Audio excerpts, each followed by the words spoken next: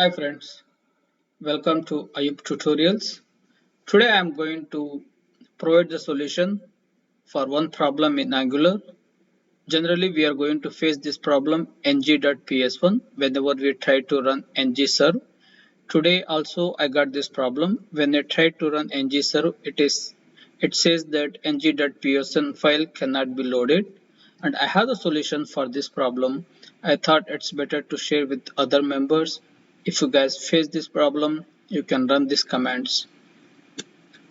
To understand this issue, the prerequisites are you should have some basic knowledge in Angular. Generally, this problem we are going to face with the Angular, and here I am going to explain. And we need to do the following steps to resolve this issue in the Visual Studio Code.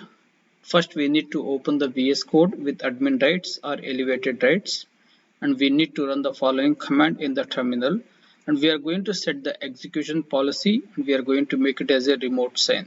So you need to navigate to your project folder and you need to execute this command, and I'm going to show this practically, and then I'm going to run the ng-serve.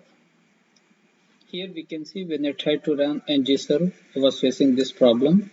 ng.ps1 cannot be loaded. So now I have opened this VS Code with the admin rights, and I have executed this command set execution policy, and we need to set it as a remote sign.